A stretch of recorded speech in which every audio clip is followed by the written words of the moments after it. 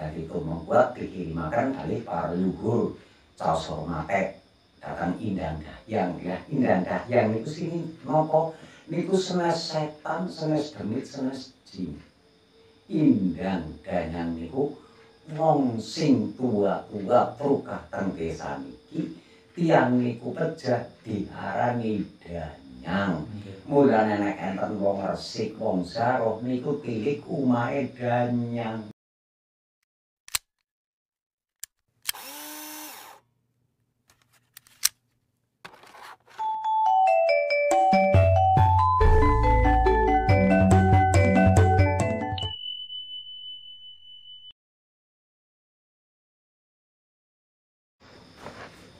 Rahayu para sederek pandemen channel Jawa Tiluhung. Mriki kula sampun kepanggih malih kali Mbah Sirun ingkang kawan dosa kapengker, kawan warsa kapengker kita mboten kepanggih. Sugeng rawuh, Mbah. Sugeng rawuh Rahayu. Mugia tansah mitutune ing sampe kala. Nggih, dangu mboten kepanggih kirang langkung sekawan taun nggih, Mbah. Nggih. Saking pundi mawon, Mbah? Kula niku pergamelane nggih merantau, kadang teng Lampung, kadang teng Maluku. Wong kena tiyang boten duwe nggih kasep golek totolan. Nggih. Berarti niku sampun merantau teng pundi mawon kinten-kinten apa sedaya pulo sampun dipun ambah? Alhamdulillah niku nggih saking daerah Deli ngantos Pulo-pulo Ternate Ambon niku nggih pulo-puloane nggih karas pulo Ambah. Ngoten nggih. Lah niki dangu mboten kepanggih para pandemen Jawa Tiluhung niku samsaya kathah. Dados kathah ingkang paring pitakon Nggih. terutami nggih kathah ingkang madosi panjenengan. Nah niki wonten video mriki wonten pitakonan menawi bab sedekah utawi kenduren. Nggih. Nggih, niku kinten-kinten pripun? Oh, perkawis tiyang dekahan. Nggih. Menawi tiyang Banyumas nggih kepungan wonten ingkang mastani kenduren. Lah sedaya menika kala wau gumantung tujuane niku li ajeng kenduren utawi dekahan niku perlune hajatan napa kangge mengeti tiyang-tiyang ingkang sampun ninggal napa tiyang sing gawe omah niku jane sami mawon dipun wontenaken dekahan, namung cara ikral menunjukkan alamat tepat niku piyambak-piyambak. Nggih. Carane. Menawi sedekah kangge kintudongan tiyang kang sampun nilar donya. Nah menika kan wonten petungane. Nggih. Nah niku kepripun petungan? Menawi tiyang kenduren utawi dekahan kangge nyintu tiyang ingkang sampun dados badan halus utawi sampun ninggal. Menika wonten wilangan nyaur tanah nek cara wong Jawa, nek cara tiyang Sunda niku nyusur tanah. Lajeng wonten nelung dina utawi 3 dinten wonten sing 7 dinten, 2 dinten, 100 dinten, 1 taun, 2 taun lan 1000 dinten. Nggih. Niku caranipun wong niku enten sesingiran, tegese sesingiran niku tembangan. Warisan tinggalane para leluhur niku kagem ngirim donga. Niku wonten sesingiran sing ngene kados niki.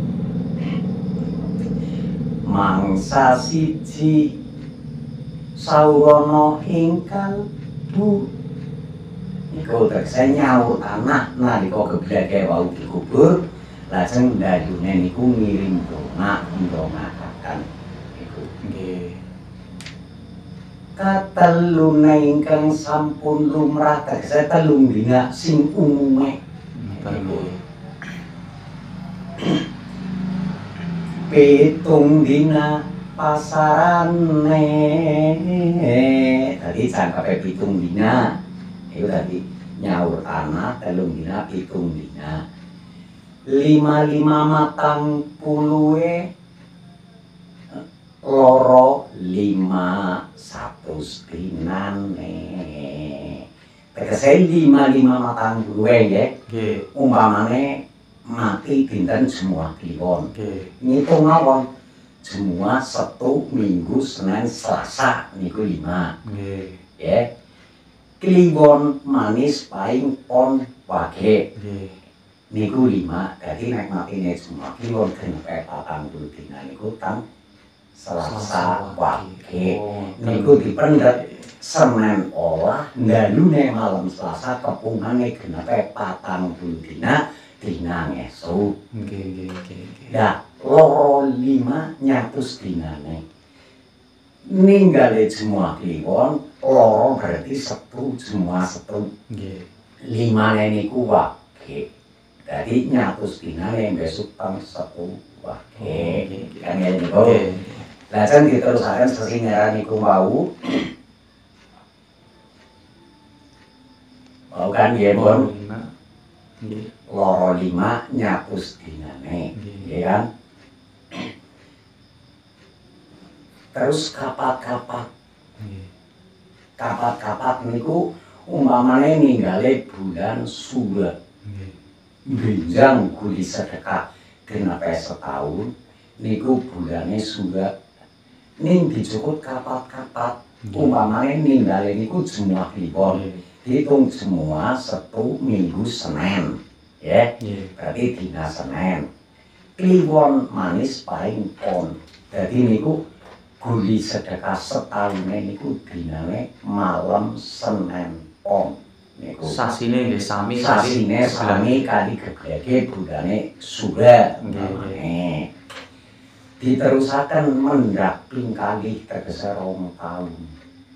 Lah niku 2 taun enten sesingeran elingo ing kalbu tetelu ngangge nipun. Nggih. Tegese elingo ing kalbu eling-eling ben matine dina apa? Matine semua kliwon. Nggih. Semua kliwon. Ketiga ngangge nipun. Ya niku ten mriku. Semua Setu Minggu. Niku kan ketelu ngangge nipun. Rangkepe kliwon manis paing. Jadi semua kliwon sedekahe benjang malam semua paing genepe 2 taun. Terus dipundhute 3-3. Nggih, 3-3 enten sing mastani jilu. Nggih, 2 taune enten sing mastani wudu. Ning teng sesingire niku eling ana ing kalbu eling-eling yen ninggale. Ketelu ngangge nipun niku. Lah lajeng 65.000 dinane kepungkur telung sasi wektune. Eling-eling rene ninggale bulan Sura. Nggih. Bulan Sura kepungkur telung sasi sedurunge genepe 1000 dina. Sebab niku nek 3 taun isine 1080 dina. Lah niku dicukut 1000 dina. Mulane enten sing mastani sedekah 1000 dina. Nggih niku kudu eling dinane 65 kepungkur telung sasi saderengipun. Ninggale bulan Sura berarti niku bulane besar. Dzulkaidah besar Sura. Kan ninggale Sura berarti Dzulkaidah. Dinane 65 semua kliwon, semua Setu, Minggu, Senin, Selasa, Rabu. Dinane kliwon 5 kliwon manis paing pon wage. Berarti genepe 1000 dina niku teng dina Rebo wage. Niku 1000 dina. Ning angger sedekah pol niku mboten enten. Sedekah wis-wisi pada umumnya kan. Niku bener ora memper utawa salah kaprah. Sedekah pol niku mboten enten sebab nek tesipun ndongakaken niku tesi saged mawon dugi kapan wektune. Ngoten nggih. Nggih nek sedekah pun mboten enten nggih dina enten. Soalnya kadang teng masyarakat kan wonten tetembuhan nguwis-wisi. Wisi. Niku mboten enten wise selagi sing urip ditinggal niku tesi gelem ndongakaken. Dadi mboten enten rampunge. Ning nek nyewu dina enten. Kan enten. Ngoten nggih. Lajeng sarekate. Nggih. Kenging menapa warisan nenek moyang luhure kula panjenengan sami nek wong sedekah kok diwontenaken wujud utawa panganan mateng. Lah niku teng mriku. Lah saya enten wujude, enten panganane mateng. Mungkin saged diomongaken digalakaken. Nggih. Tapi nek ora ana wujude niku sing ajeng diomongaken napa? Kan mboten saged setunggal kaping kali. Umpamane mboten enten wujude, mara-mara dugi langsung tawasul. Ngoten nggih. Kan ngoten? Lah niku tawasul sing bisa tawasul iki kan pun genah. Ning sing tawasul niku tiyange bersih napa mboten? Nggih. Sebab niku enten donga bisa gudul ning enten donga ora tekan. Margane napa sarekate mboten enten sing ndongakaken awake kotor, pakaiane kotor, dan niku napa saged gudul. Niku ilmu sing kepenak.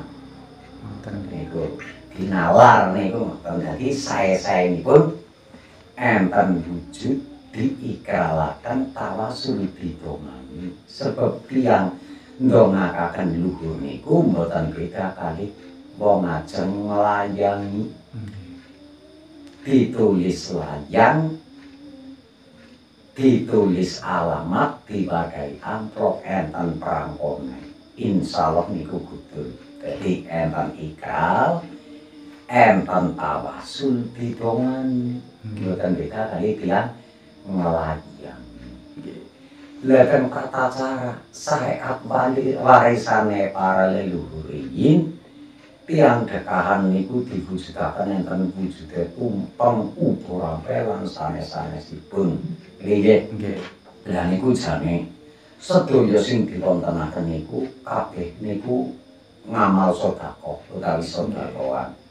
Lah sedekah niku sing wajibne nggih menungsa kados kula panjenengan umpamane sing wajibne ning dongane dikirimaken sinten niku enten dununge umpamane tumpang buat seubur ampene niku caos hormat ndongakaken kaki Semara Bumi, Nini Semara Bumi, leluhur Indang Dahyang sing buka teng dusun niki, desa niki, kecamatan niki, kabupaten niki umpamane.